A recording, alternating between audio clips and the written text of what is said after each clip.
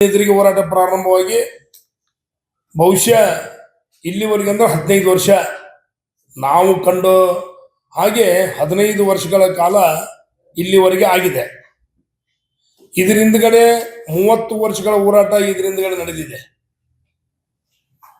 ಇವತ್ತು ಏನು ಕಳಸಾ ಬಂಡೂರಿ ಈ ಒಂದು ಚಳವಳಿಯನ್ನ ಅಂತ್ಯಗೊಳಿಸಿ ನಾವು ಅದನ್ನು ಅನುಷ್ಠಾನಕ್ಕೆ ತೆಗೆದುಕೊಂಡು ಬರ್ತೇವೆ ಅಂತಕ್ಕಂಥ ಪ್ರಣಾಳಿಕೆಯನ್ನ ಕಳೆದ ಲೋಕಸಭಾ ಚುನಾವಣೆಯಲ್ಲಿ ಈ ಭಾಗದ ಲೋಕಸಭಾ ಸದಸ್ಯರು ಮತ್ತು ಉತ್ತರ ಕರ್ನಾಟಕ ಭಾಗದಲ್ಲಿರ್ತಕ್ಕಂಥ ಎಲ್ಲ ಲೋಕಸಭಾ ಸದಸ್ಯರು ವಿಶೇಷವಾಗಿ ಭಾರತೀಯ ಜನತಾ ಪಕ್ಷದ ಸದಸ್ಯರುಗಳು ತಮ್ಮ ಪ್ರಣಾಳಿಕೆಯಲ್ಲಿ ನಾವೆಲ್ಲರೂ ಆಯ್ಕೆಯಾಗಿ ಅಧಿಕಾರಕ್ಕೆ ಬಂದ್ರೆ ಕಳಸಾ ಬಂಡೂರಿ ಯೋಜನೆಯನ್ನ ಜಾರಿಗೆ ಮಾಡ್ತೇವೆ ಅಂತಕ್ಕಂಥ ಒಂದು ಪ್ರಣಾಳಿಕೆಯಲ್ಲಿ ತೋರಿಸಿಕೊಂಡು ಆರಿಸಿ ಬಂದಿರತಕ್ಕಂಥದ್ದು.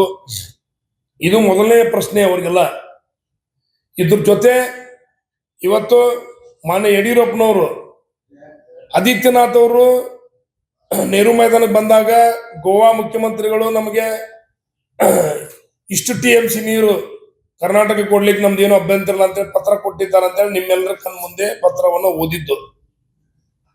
ಸೊ ಎಲ್ಲ ಬೆಳವಣಿಗೆ ಆದ್ಮೇಲೆ ಇವತ್ತು ಕೇಂದ್ರ ಸರ್ಕಾರದಲ್ಲಿರ್ತಕ್ಕಂಥ ಅರಣ್ಯ ಇಲಾಖೆಯ ಆ ಒಂದು ಕಡತವನ್ನ ಯಾರಿಗೂ ಹೇಳ್ದ ಕೇಳದೇನೆ, ಈ ಭಾಗದ ಸಚಿವರಿಗೂ ಗೊತ್ತೈತೋ ಗೊತ್ತಿಲ್ಲದೇನೆ ಕೇಂದ್ರದ ಹಲವಾರು ಜಲಸಂಪನ್ಮೂಲ ಮಂತ್ರಿಗಳಿಗೆ ಗೊತ್ತಿಲ್ಲದೇನೆ, ಪ್ರಧಾನಮಂತ್ರಿಗಳು ಕೂಡ ಗೊತ್ತಿಲ್ಲದೇನೆ ಆ ಕಡತ ವಾಪಸ್ ಕಳಿಸ್ತಾರಂತಂದ್ರ ಇದು ಕೇಂದ್ರ ಸರ್ಕಾರದ ಬೇಜವಾಬ್ದಾರಿಯಾದಂತ ನಡವಳಿಕೆ. ಆದ್ರಿಂದ ನಾವು ಇವತ್ತು ಈ ಪತ್ರಿಕಾಗೋಷ್ಠಿ ಮೂಲಕ ಏನು ಕಡತ ವಾಪಸ್ ಬಂದಿದೆ ಕರ್ನಾಟಕ ಸರ್ಕಾರಕ್ಕೆ, ತಕ್ಷಣ ಭಾರತ ದೇಶದ ಜಲಸಂಪನ್ಮೂಲ ಮಂತ್ರಿಗಳಾದಂತ 3 ಜನ